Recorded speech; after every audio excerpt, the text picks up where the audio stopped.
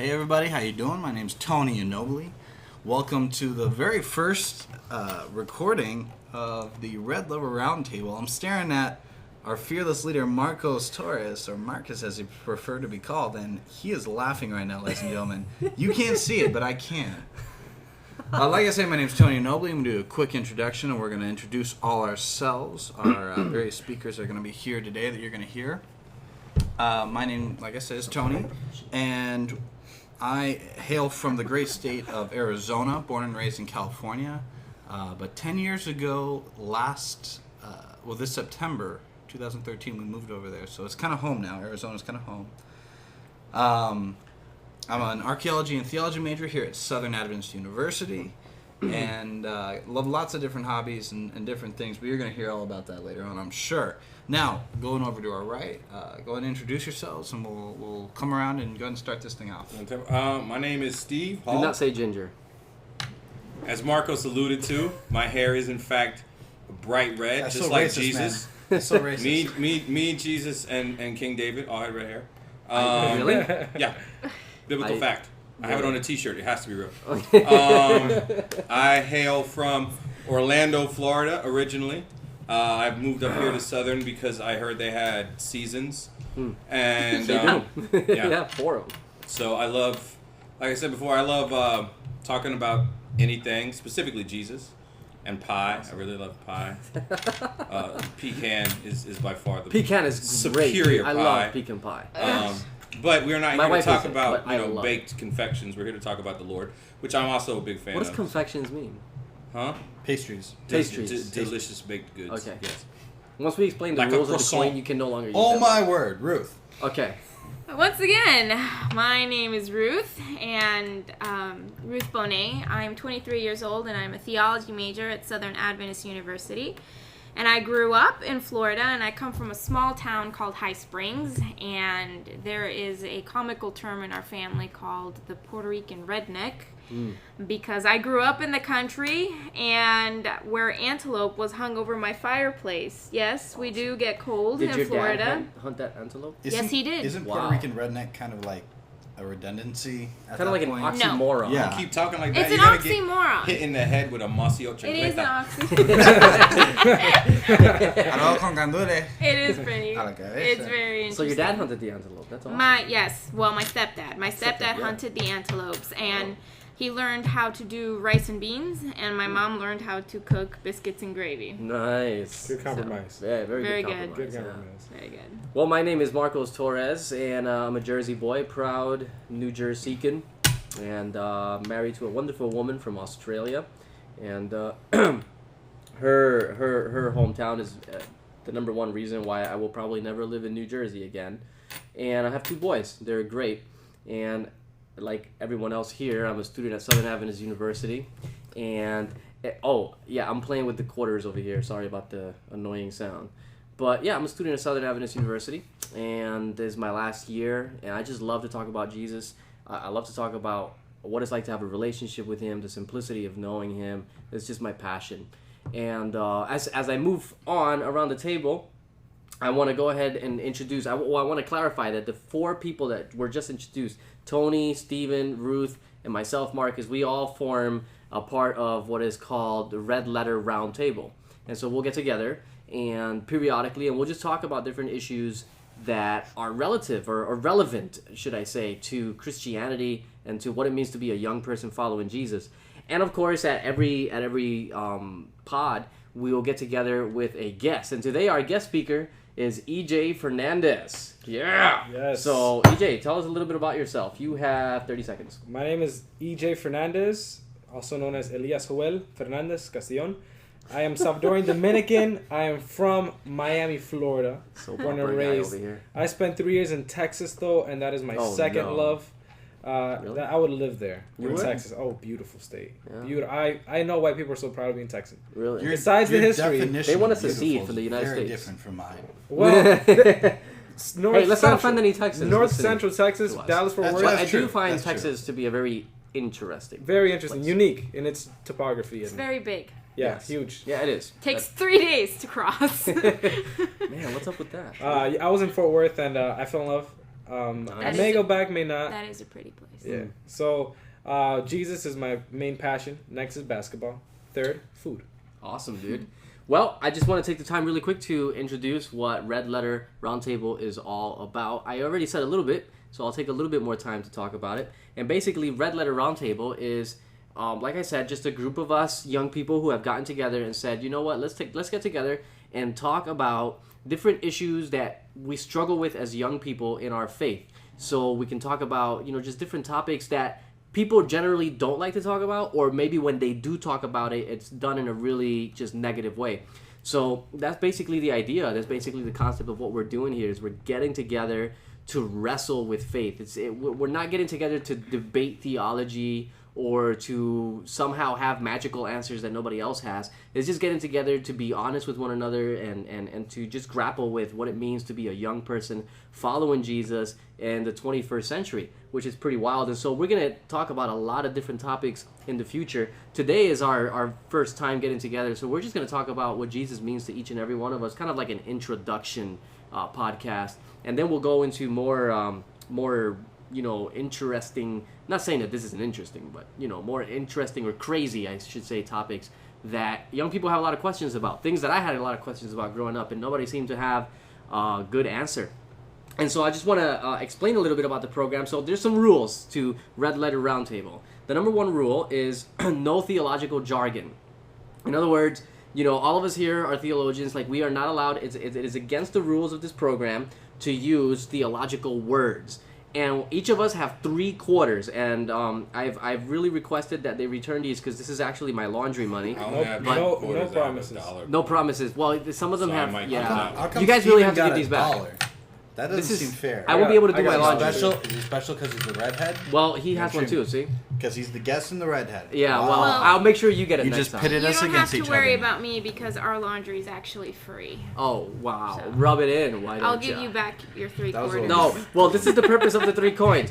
The 3 coins. Every time you use a theological word, you got to put it in this little cheeseburger jar that I have here that I picked up from Cheeseburger in downtown Chattanooga. And when you're out of quarters, you have to go to the chair of shame. All right, Fair. and you're gonna sit there for I don't know how long. We might leave you there for the rest of the podcast. I don't know. No, we'll bring you back in a relatively good amount of Timely time. manner. And we've sure. got natural. Yeah.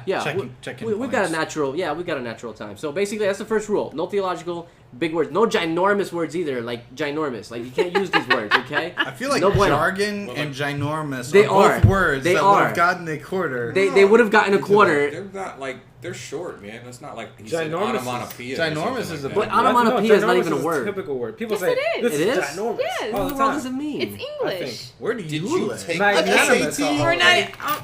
I'm not I- going to turn I did this take into the an SAT. English I topic right now.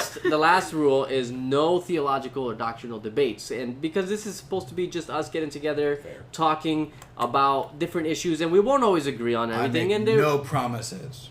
I'm not saying that there won't be times where we won't engage each other, but the point of this program is not to be, a theological debate. So we want people from all walks, young people to just kind of be able to tune in and just really connect. So also throughout the programs we'll be playing some games, and I'm going to explain the game later on. But basically today we wanted to start out by talking about the relevancy of Jesus and what Jesus means to each and every one of us in our personal lives. And so I wanted to just kind of go around the table and spend some time just, sharing from your youth just what was life. Most of us were probably raised in church, but it doesn't mean we knew Jesus. So just, let's just talk about what life was like before we actually knew him and what he means to us. And I guess we can start, we'll start with Tony. Start with me again. Yeah. Well, yeah, so growing up, I guess I have to explain with this. My dad is a 5th generation Seventh-day Adventist. He's a minister. And my mom, on the other hand, is a teacher. And she's a very first generation. Technically second, but I mean, she and my grandmother kind of both came to Christ at around the same time. So, I have a very unique situation. I grew up completely in the church, always knowing Jesus Christ.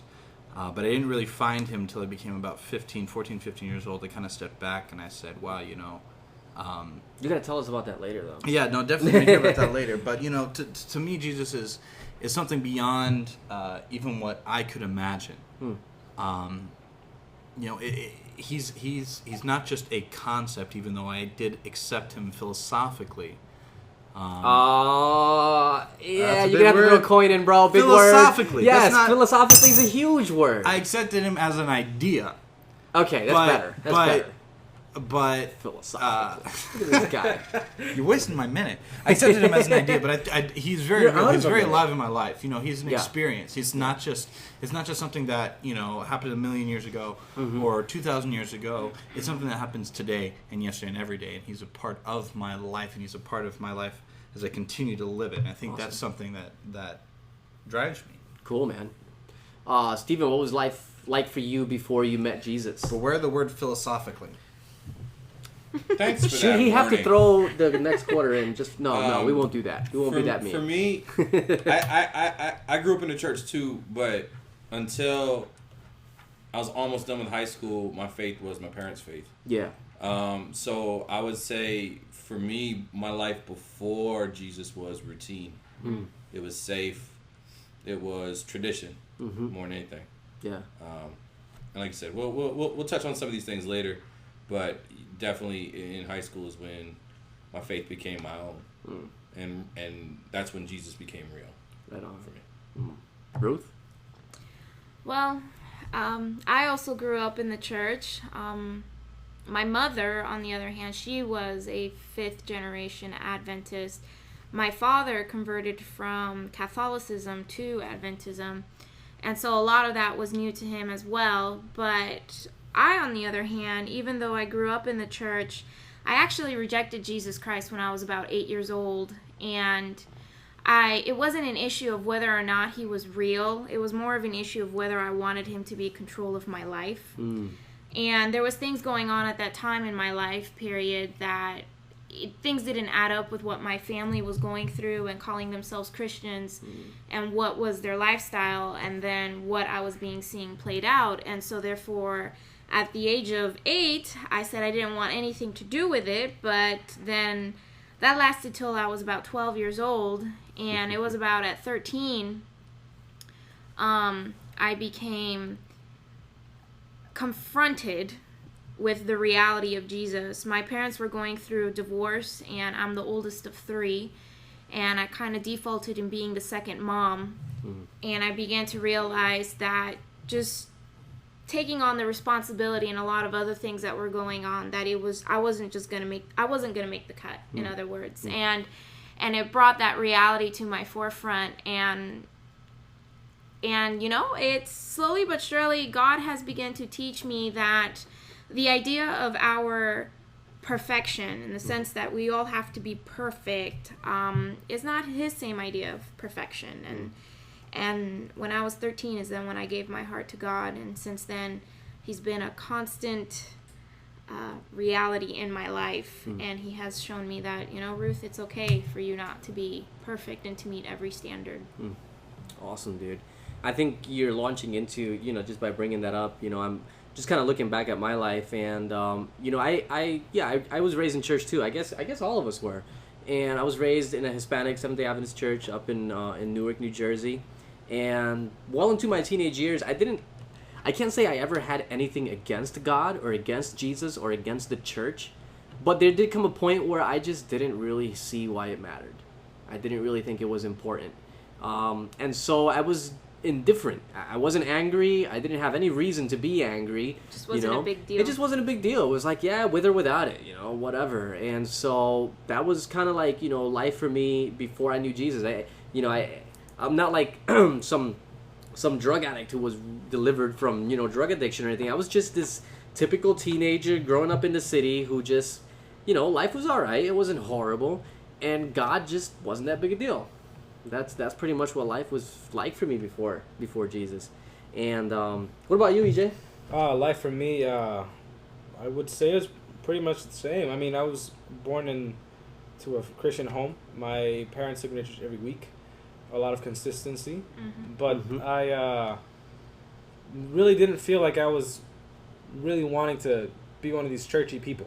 Yeah. Because Right. I saw my church people, or those church people, Yeah. Yeah. and the way they talked to me, Mm-hmm. and the way that they were trying to be Christians, and I was like, if that's what Christianity is, peace out. Yeah. Yeah. I'm not having that. Yeah. And A lot of hypocrisy and stuff like oh that. yeah, absolutely. And so I was even like, I had a beef with the pastor. It's like that. Like, he knew my name, but not for a good reason. Yeah. You know, personal grudge against the pastor of my own church. You were on first name basis. Yeah, no It's horrible, respect. man. It was bad, man.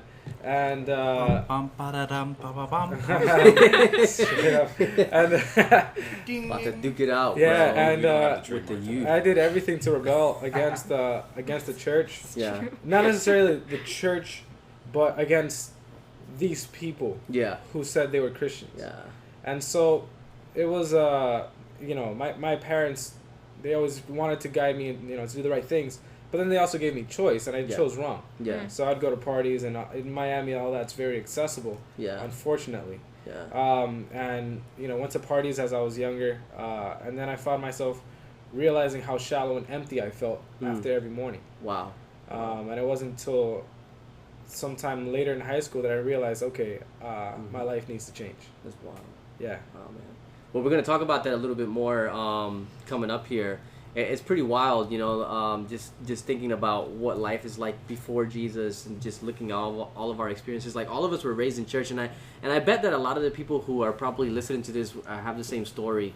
And I think in some ways, I don't know if you guys, I'm just throwing this out there. In some ways, being raised in church is almost, is almost more dangerous, because it's like you're desensitized. You have just enough religion that you're desensitized to knowing who Jesus really is. You can play the game.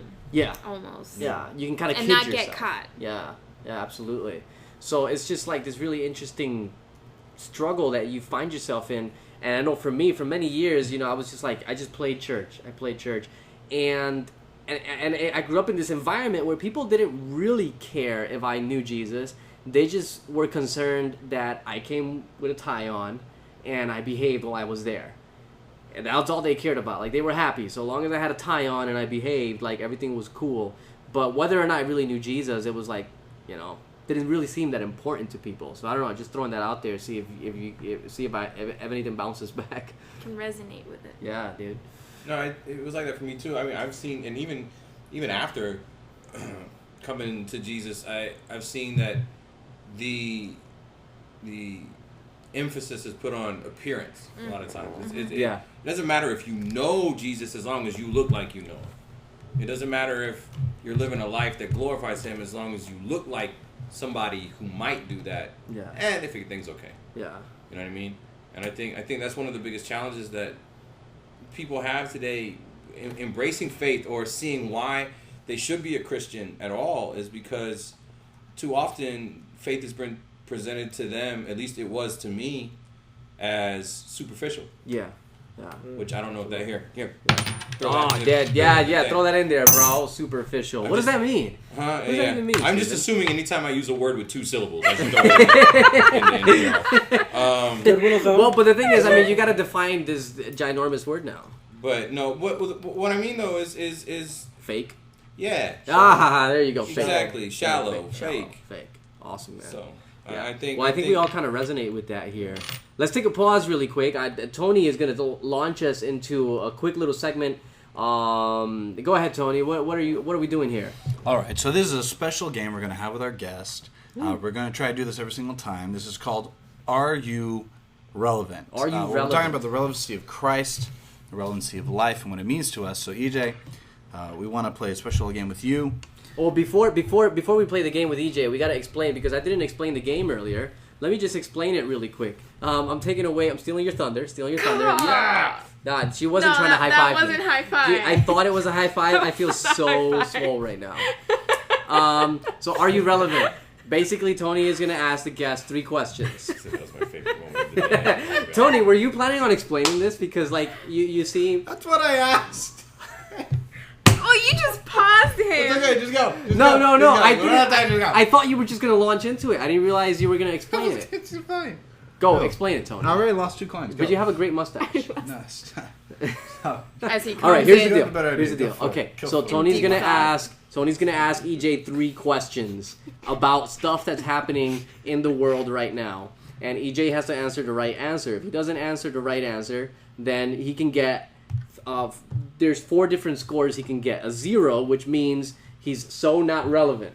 A 1, which means he's sort of relevant. A 2, which means he's moderately relevant. Or if he gets all 3 questions right, it means he's totally relevant. So let's find out. Go for it, Tony. If you get 0, we'll send you back to Miami. Yeah, dude. Oh, yeah. Go back there and get relevant. Wow. If you're from Miami, we did not mean that as an insult. No. No, I did. I did. You know Yeah, what? but you're The from guy Miami. from Orlando did. All right. Fair. Here we go, ladies and gentlemen. Question number 1. Which of the following colors is an option for the new iPhone? Oh, I think I just heard these today, actually. Oh, that means you're relevant. Royal blue, gold, or hot pink? Which one is an option? Which one is? Which of the following 3? I would like to answer gold. Final answer. Ding, ding, ding. He's Oh, got it he got right. it right. He's got it right. All right, so we know so far that he's at least. Sort of relevant. Sort It's of. at least sort of. At least sort of. All right, here we go. Oh, you already beat Question me on number 3. that. These are 'cause I easy didn't questions. know it. I would These just are like to easy point out questions. for the fact, just for posterity's sake, Marcos came up with these questions. Well, you know. So if you're like, what are you trying to say, oh dude? my God, these are easy. And then Well, I mean, because this the is thing just to prove here. to you that he is in fact the age he is, because we all know 50-year-olds don't know what an iPhone is anyway. So Well, here we go. allow me to interject very quickly. The reason for these questions. Interject? Because, oh boy. 3 syllables. Yes. There you go. Ding ding There ding goes a ding coin. ding. All right, so here's And what does it allow me mean? to explain why we have these. When I was a kid, there was a group that came to our church to do a program, and they were going to sing some Jackie Velasquez songs. Well, one of the elders was like, "No, there's no way," because Jackie Velasquez made out with who was it? With Madonna, or I forgot who it was. This was a long Not time true. ago. I have a friend who And- almost went on a date with her. She and, never went with Well, anyways, Jackie Velasquez made out with Madonna, so we're not gonna have any of her songs here. Well, it turned out it wasn't Jackie Velasquez at all; it was Britney Spears. So you know, Wow. like we need to understand what's going on in our world, especially if we're trying to connect. So, anyways, That's what part these of the questions story are. is that he thought Madonna was relevant. That what cracks me up. Okay. Well, this was ages ago, dude. I was probably like 15. Okay. Don't reveal your age. Next Don't reveal your question. age. Here we go. All right, DJ. Next question. Here we go. George Zimmerman was recently accused of what? I You thought gotta we, get I thought we this. said we weren't getting political You here. from This isn't Florida, political. You gotta get this. This isn't political. Yeah. It's It just an happened in accusation. Florida, He He actually. was from Florida, and that's why. He was accused of murdering Trayvon Martin. That is incorrect. The question is recently. Oh, recently, he brandished a gun at his wife and father-in-law's house. You're very good. The day Very after. good. Very good. Excellent. Very The good. day Very after good. she Good filed for job. divorce. All right. So, Both questions were correct. Both answers were correct, but recently, the most recent. The most The recent. The most recent. Okay. you're moderately Your relevant. voice makes so me far. want to listen to Fresh Air on NPR. I just want to point that out. That's right, ladies and gentlemen. All right.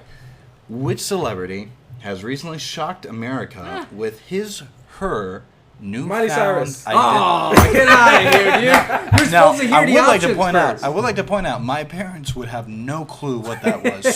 So that is actually a relevant question, even though most of us know what that is. I think that is a relevant question. Yeah. So EJ, you are officially going to be recorded as a totally relevant Totally person, relevant. according to a red letter Congratulations. roundtable. We need to have Thank some you. like Congratulations. sound Your effects. words officially Yes, we- carry weight. We need to download like some free sound Steve, effects. you're in charge of sound effects from this point on.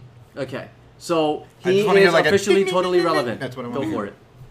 Just give us a sound effect.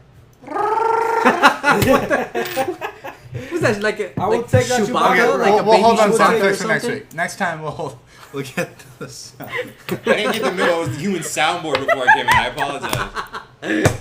Best that I was can like do. horrible. I was like a That's the best I can do cross. in short That was a cross between an alarm clock and a Wookiee. It was like Roar. a baby Chewbacca, dude. I would totally Like high buy that pitch. alarm clock. I would buy a Wookiee alarm clock. You would buy a Wookiee alarm clock? Yeah. What is a You Wookiee sounded alarm like, clock? actually, you sound like a Cryat dragon if you want to get technical. I'm that thing from Avatar that no one can ever figure out. I haven't even seen that movie yet. See, I'm so not Okay, relevant. let's just move on. So not relevant. Let's just move on to stop. somebody who is. Mercy, bro. Thank you. All right. Hey, where's my other All right, quarter? at? complication. Complications. So we talked about what life was like before we met Jesus, and of course, you know, what things led up to We're not talking about when you met Jesus right now. We're talking about the things that led up to you deciding. And Ruth, you already spoke a little bit about this, but just decided like, hey, wait a minute, like I need Jesus. So we'll go back. Why are you holding my hand? Stop pounding the table, bro. You're hurting my ears. Am I pounding the table? Can you pick that up on the I'd also like microphone? to point something out. I'm wearing earbuds right now, and every time Marcos pounds on the table, I feel like I'm not helping either, Ruth. All right, everybody pound on the table. Pounding on Smallest my head. violin in the All world. together. not I was my about to say a friend. big word, and I decided it was not a good idea because I Good. don't want to go to the chair of shame. Is pounding loud? Does that count as one of the... Huh? Never No, mind. that's a pretty. I Moving think on. everybody Okay, understands. it's not a that. long... Okay. Yeah. So we'll go backwards this time, and I'll start and just express a little bit or explain a little bit of what life was like for me just before I came to Jesus. I was a senior in high school, junior, senior. It was kind of like there was a bleed over between junior and senior year in high school, and I was dating this girl, and it was one of those things where it was like really obvious that this girl was not going to follow Jesus, and of course for me it was like, well, whatever, it's not that big a deal. You'll convert her, right? It wasn't. the I wasn't mentality? really even. No. No? Yeah, I guess it was kind of like, I'll convert her, but at the same time, I really wasn't that serious about God myself. And but no, it wasn't gonna happen. I was not gonna convert this woman. What did that just hurt? There's no way that just hurt. That was so soft. That was a soft. Okay, I'll just take my hands away from the table. I just want to point out Thank this is you. like every meal I've ever had at Thanksgiving with my family. What? Keep... The argument over like keeping your hands away from the table. Well, I mean, I Blaming think other people next time for I'm gonna things. bring like a hammer or something. We need to have like The green bean casserole. soft baby like gloves for Mitts. Marcos. So you No. Well, Well, maybe I can find something at home somewhere. Where was I? Steve, give us a sound effect. For kitten mittens? I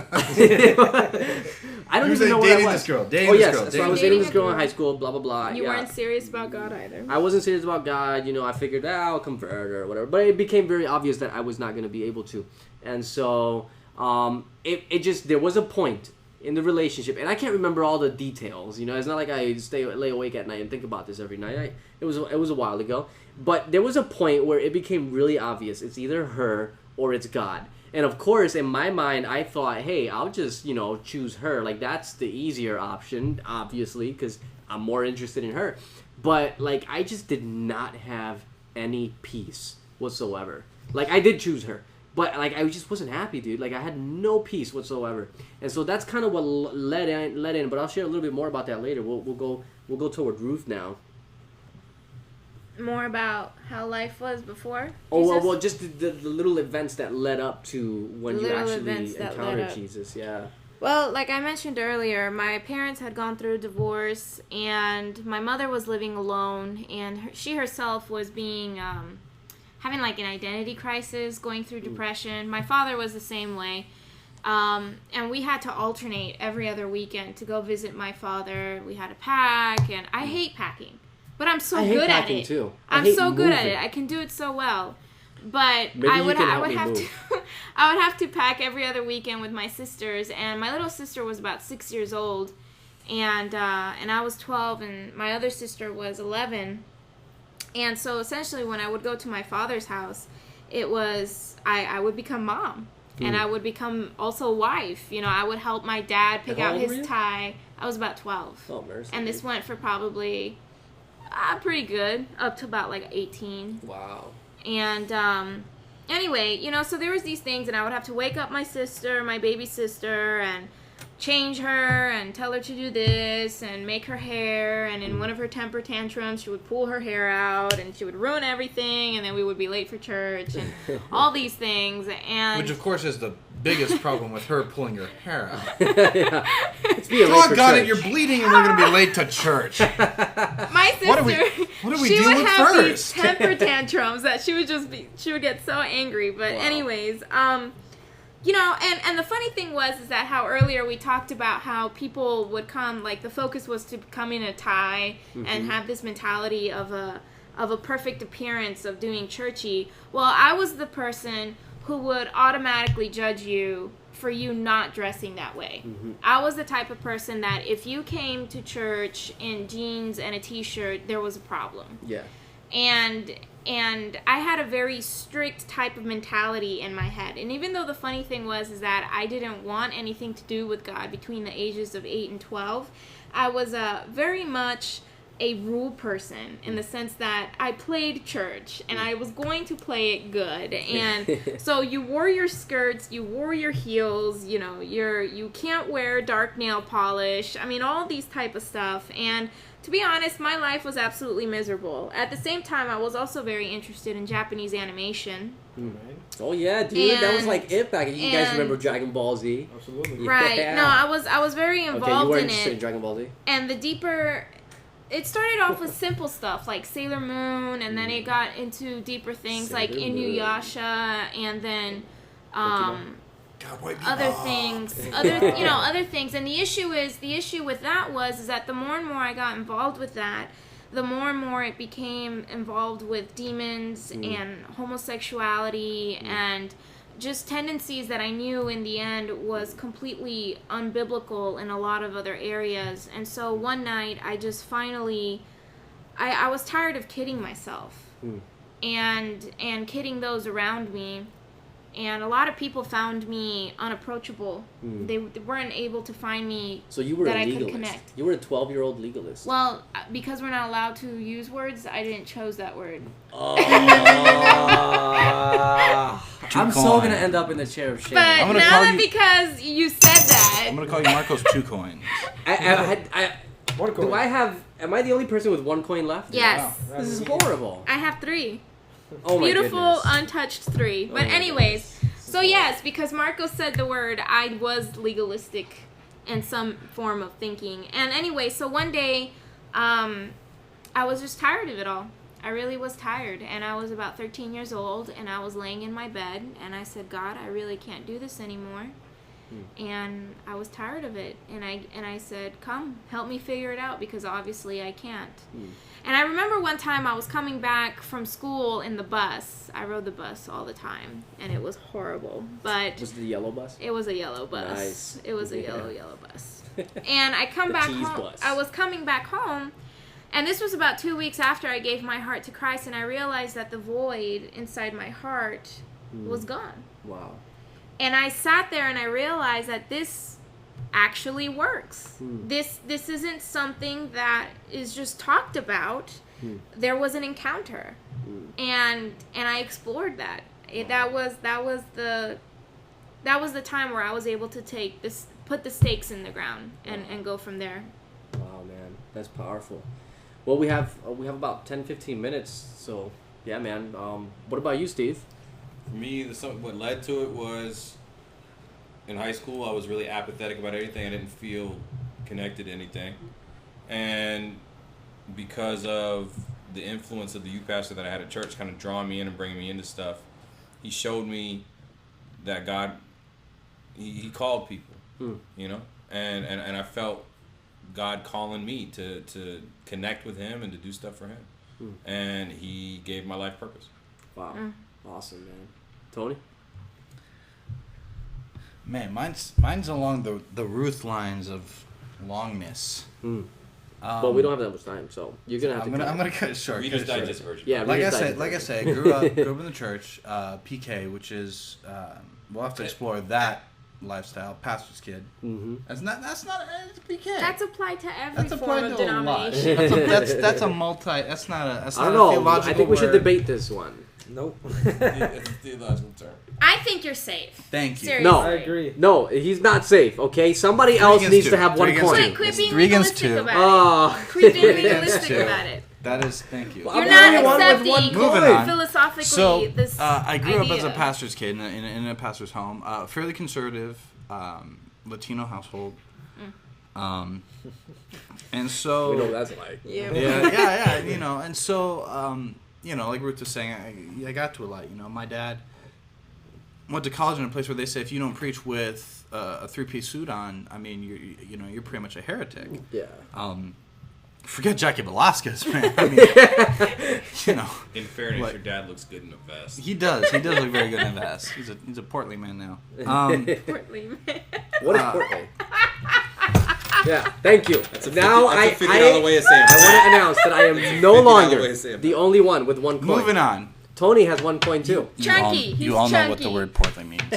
Oh, he's chunky. You all know what it is. Don't lie. Hefty. Husky. So I moved on Any other that I synonyms? in my life, and like I said, about 15, I stopped, like Steve was kind of saying, it stopped becoming my parents, it started becoming mine. And I actually walked away, discovered a lot of different things about the scriptures, the apocryphal books, those books that aren't in the Bible, or the canon that we know. I don't know, dude. No, you gotta explain. You gotta understand it. That's what they call them. I think you gotta It's throw not the a- coin no, in, no, and you're headed to Listen the up. chair of shame, Listen up, bro. You gotta go. I have to Steven, explain Steven it. threw in You have to Tony's explain the coin. Bible. You know what? That's You just call it. It's just a. Okay, it's just if a I were bunch of just to books say, that are not hold in on, the hold Bible. on, I want to You argue finish this your one. testimony, and then you're going to the chair of I shame. want to argue this one though. No, hold on, I'm going to argue this I'll one. vote though. it. If I were to say books that are in the Bible, okay, you know how many books are out there that are not in the Bible. That's true. You But it gotta doesn't use matter. title. The point there is they're is not no in the other Bible. title for them. You can't just say really old books that are in the Bible. They're just The not in the Iliad's Bible. not in the Bible. You I'm know what? arguing that one. I'm gonna fight that one. I'm gonna take this. No, back. no, you cannot take the coin out. You're going to the chair. I'm gonna take I'll the- lend you one of my He's in the coins. middle of Thank his you. testimony. You just All don't right, let tell me us win. your testimony. You're gonna send him So to I the found chair out. of I his found out all about these testimony. things, and I said, the things that I thought were solid, the things I thought were for sure, disappeared, and I didn't know it was real, and so I took a very logical view on it, and I said, all right, I'm going to step back. I'm going to step back from everything I know, because at the end, my life is my life, and at the end, I got to live it in a way that I can justify it to myself, because really, in the end, even if you believe you're a Christian and you come up in front before God, you got to justify yourself. You can't point your fingers to anybody else. You got to live your life the way you got to live it. And so I said, I got to do this my way. So I stepped back. I looked at a bunch of different things. I looked at evolution and the theory of evolution and theory of all that. And I said, there are just too many questions in my mind for me to just accept that we just happen. So I said, there has to be a higher being. If there is a higher being, I'm going to live in such a way that I'm going to assume that I'm going to get the best bang for my buck out of this. And so, you look at all the different ancient religions and Zeus and those kind of gods, and none of that really made any sense. It doesn't make any logical sense. With science, you can kind of eliminate a lot of those. But, the Christian God, the Jewish, Muslim, that type of God, it makes sense, he could speak and do something that we can't really understand and create the world. It didn't come from like the end of a spear point, or these turtles, or the camel that came out of the whatever. That stuff doesn't make sense. Manipulation of creation. Yeah, but God being a being of energy and turning that into matter and all that kind of stuff, like that was something that I was like, all right, I can logically, scientifically wrap my mind around that. So I said, all right, if that's what it is, then this Jewish Islamic thing, how's that going to work in my life? And I said, all right, well, to be honest, Christianity brings something to the table that none of these other religions bring. Buddhism, Shautism, none of this stuff brings, and that's Jesus Christ. And I said, none of these other gods brought themselves down to my level, because that brings a level of it makes me you know what I mean? It makes me real. It makes me valuable. It gives me a value that nothing else brings, because he cared enough about me as an individual, not as a group. Not humankind, but me. He cared enough about me to come down and die, and because of that, I said, this is the way I'm going to live my life. And then when you begin to believe that, I actually began to experience God in my life. And I can't relay that over radio or the internet. I can't relay that in person, because that's something you got to experience for yourself. If you can't, Paul talks about that. He says, if you have not experienced the gospel, then it's foolishness. It's foolishness to those who aren't saved, because you don't know what it's like to feel God in your life. And that's why a lot of people who aren't in the church, they say, well, this is just stupid. I don't get it. It doesn't make sense. Yeah, it doesn't, because it's an experience. Unless you've experienced him in your life and felt him physically change you, like you were saying, Ruth, you can't relay that to someone else. That's something that you just can't do. You have to be. For sure. And you can't do it for them Yeah.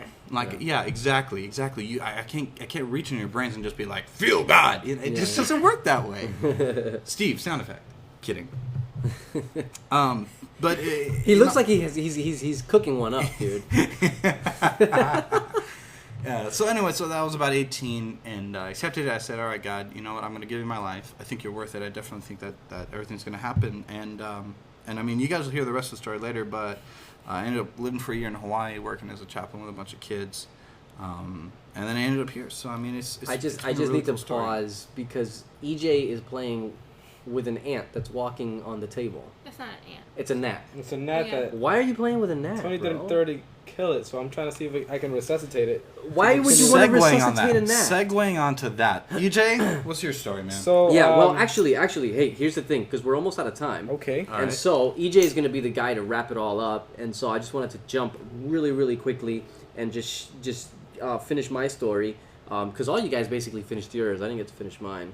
Well, that was your choice. Yeah, I thought you I know, thought you finished it, man. but basically, My story's definitely not finished. I'll tell you that right now. well, yeah, I mean, we can go on a lot more, but just really quickly, just how I met Jesus. So didn't have any peace. You know, I was dating this girl. Long story short, the Lord jumped into the situation and He ended the relationship. God did it. You know, I didn't do it. God did it. God jumped into the story and He ended the relationship. And it was the first time, you know, as I look back, I realized that I have never been, and to this day, I am not a spiritual person. Every single time that I've connected with God, it's because He, like you said, He came down to my level. He reached out. He initiated. He took the first step. And when God took that first step, I was like, wow, you know, like this relationship just ended. And I just kind of told myself, you know, if this relationship's going to end because of God, the last thing I want to do is just go back to church and warm the pews, so to speak, you know? So I started to get involved in ministry and reading my Bible more and connecting with God, man. And I just started to, like, the Bible just started to open up to me, and Jesus just started to open up to me. And it was a difficult time, you know, like, I cried and I was mad and I was upset and stuff. But, you know, the crazy thing is 4 months after we broke up, this girl was pregnant. And I look at my life now, like, I lived in Hawaii for 4 years. I was in the U.S. Army. I had the privilege of serving my country in Iraq. I lived in Australia for a year. I have an amazing wife. You know, I look at all that and I'm like, this is the plan that God had for my life. Like, now I'm at Southern. I love it here. You know, it's been just a great experience. And I'm like, I could have given all of that up, but because God stepped in and He said, no, dude, I've got something way better for you. And He reached out and I responded. You know, like, my life has just been amazing. Like, I do not repent for one moment of having given my life to Jesus. And I have met so many young people, especially when I was in the Army, young kids, 24, 25, who live with regret. Every moment of the day, live with regret because of the choices they've made, the things they've done. I have yet to meet someone who met Jesus and fell in love with Him that has lived to say, I regret it. Regretted that You know? decision. So anyways, man, I know we're running short on time, but I wanted to give EJ the opportunity to just give us some closing thoughts, and we wanted to thank you for being here with us, and we just, we're looking forward to what you have to say. Would you like to hear my story too? Cause Yeah, dude. I mean, it's a closing thoughts. You can say whatever you okay. want to say. You Well, know? Just don't talk to us about Florida. well, in Florida, I like Florida. where I Florida's lived, a great place. where I lived, the beautiful state. I was involved, like I said before. I would go out to parties all the time, and my dad's a pastor as well. So he'd tell me about God and stuff, but it came in one ear and went out the other, until I found myself really hollow. I was empty. It got to a point that music for me was my God, and I was trying to connect with something, anything, even if it was living a lifestyle that was not something that I was actually like involved in. Like, I would listen to like a lot of rap music. Nothing against rap, but content-wise, sometimes it's not the best. And so it got to the point that I was so empty that in order to feel something, I'd wonder, like, what would it be like to get shot? What would it be like, maybe I can be a detective. I'm a police officer because I think I need a superhero. I need some kind of somebody who is some kind of role model to me. It wasn't my dad. I mean, he was a great guy, don't get me wrong. He is now my superhero, but at the time, it was, what is there out in this world for me that I can really hold on to? And so music became a big release for me. And then I realized how empty it was, the lifestyle of going to a club every night or going to a party, drinking a few, coming back, not remembering what happened. And then just regretting everything, all the feelings in the morning. And then I still had responsibilities throughout that. You know, I was still in school, and I was hiding this all from my parents because they're great people and I love them, so I didn't want to hurt them. And it was really weird. Like one night I had a dream that I was in a place that felt familiar, but could have been any place. And I was in kind of a downstairs like party area, and somebody bust through the door, like a guy whose face was covered with darkness. I don't know who it was, and the guy in this dream put a gun to my forehead, and I saw people running away, scattering, but he came straight to me. But I felt the gun pressed against my forehead, like right above my left eyebrow, and the guy just asked one thing: "Do you believe in God?" I prayed for a second, Lord, and then I felt my mouth open. I said yes. I felt like it was an action movie, slow motion, click, boom, and then a searing pain right where the gun was, and it felt so real. I woke up in a fright. Like I woke up, you know, I shot up, like sat up right in my bed, and I thought somebody had literally hit me because I felt real pain on the spot in my forehead, real burning sensation, pain, sharp. I felt like someone stabbed me with an ice pick, like you know, like it was nuts. I looked around and I said, God, what's going on? Like, okay, I get it. Okay, I get it. You're talking to me, but now I need to know you. Now I need to know you because I don't want to die like this and not know what happens. So for me, it was like, you know, do I really know God? And so then that was like the last like 3 weeks of high school.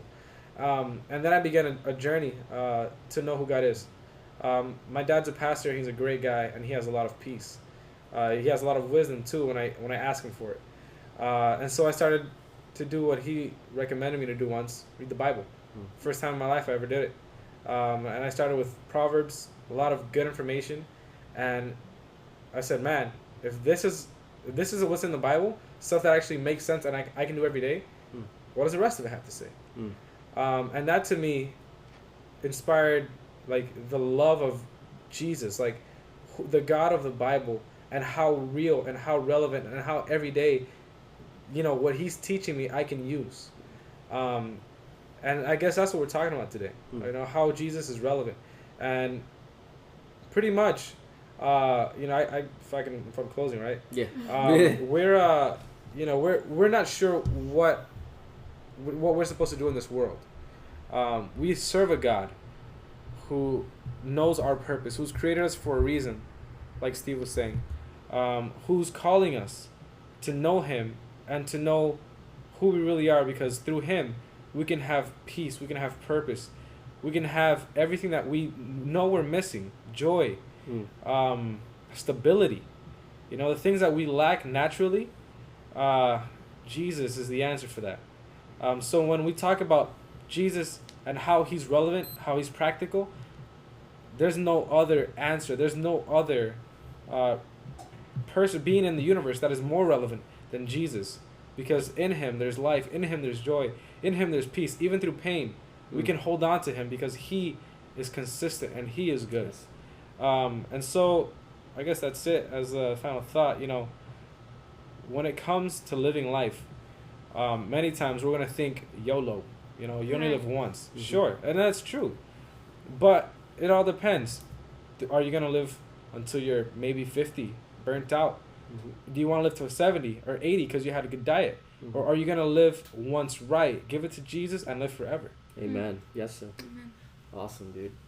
Thanks, EJ, man. Well, we're pretty much out of time, and so I'm just going to invite Ruth to have a closing prayer for us. And I just want to invite all you guys listening that, you know, we will be continuing to put up different podcasts periodically, and so just keep your eyes and ears open. We'll be shooting them out there on Facebook, YouTube, whatever.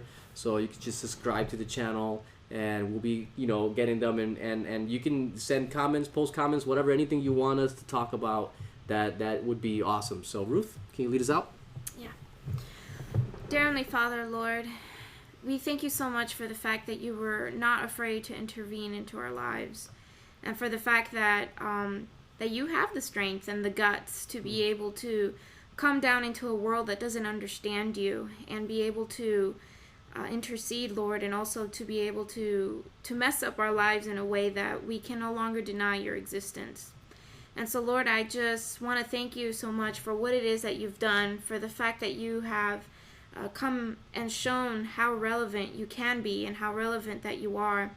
And I just ask, Lord, that you continue to be with us every single day, that you guide us in our steps and in our thinking and in the way we talk, and just so, Lord, that we are constantly representing you. And Lord, I also ask for those who are out there listening to us, Lord, and I ask that your Holy Spirit goes in upon them, and that you begin to intercede and mess up their lives in such a way that they are that they're in the tough spot, that they are now in a position where they have to decide what they're going to do with you, Lord. And so thank you so much for the love that it is that you have shown for us. Thank you for the fact that you are as powerful as you are, yet as loving as you are. And thank you for everything that you have done. And we pray all this, Lord, in Jesus' name. Amen. Amen.